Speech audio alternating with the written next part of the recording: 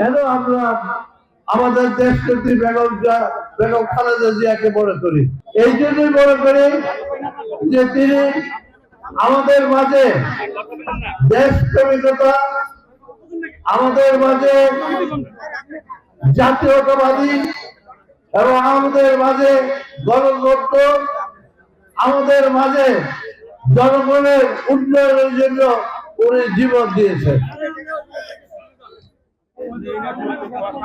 যে শুধু বাংলাদেশের ঘরে ঘরে নয়, পৃথিবীর সব জায়গায় আমাদের দেশ নেত্রী বেগম খালেদা জিয়ার জন্য দোয়া করছেন মানুষ। বাংলাদেশে এমন দেখা হয় নাই যার জন্য ঘরে ঘরে দোয়া করছেন। এই দোয়ার মূল কারণ হলো উনি আমাদেরকে ভালোবাসতেন, বাংলাদেশের জনগণকে ভালোবাসতেন এবং জনগণের ভালোবাসা নিয়ে উনি এই দেশ ত্যাগ করেছেন।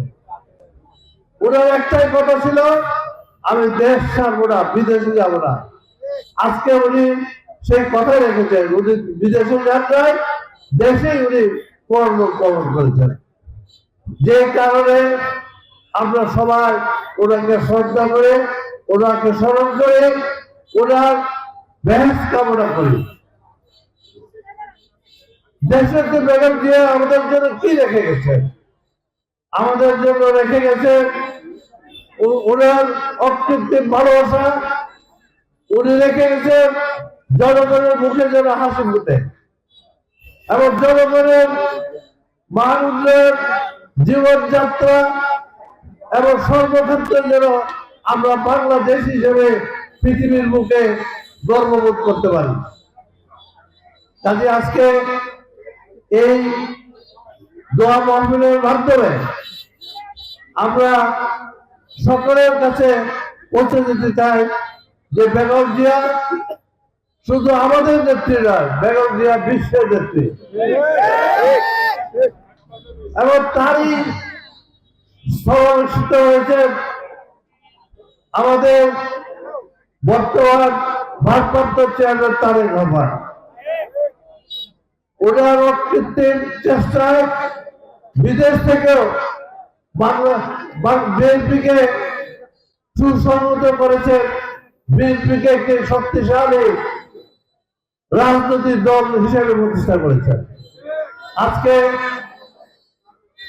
বেগম জিয়া নেই, কিন্তু উনি রেখে গেছেন তার পুত্র আমাদের ভারপ্রাপ্ত চেয়ারম্যান তারেক রহমান।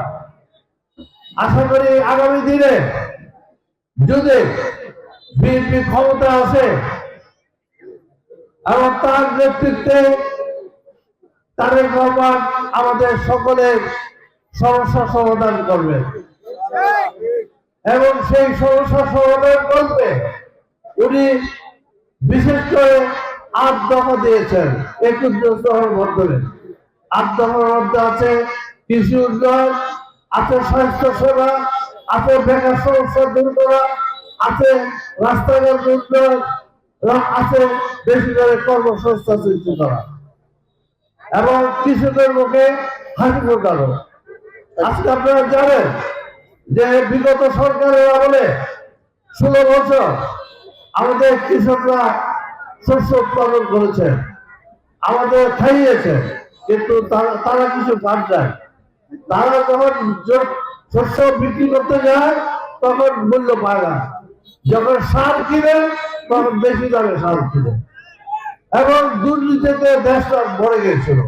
আমাদের বর্তমান ভাইস চেয়ারম্যান তারেক রহমান এবং আমাদের দেশ নেত্রী বেগম খালেদা জিয়া সবসময় বলতেন প্রতিহিংসা, প্রতিশোধ এবং কোন রকম অন্যায় যাতে না হয়, কারো প্রতি প্রতিশোধ হবে না।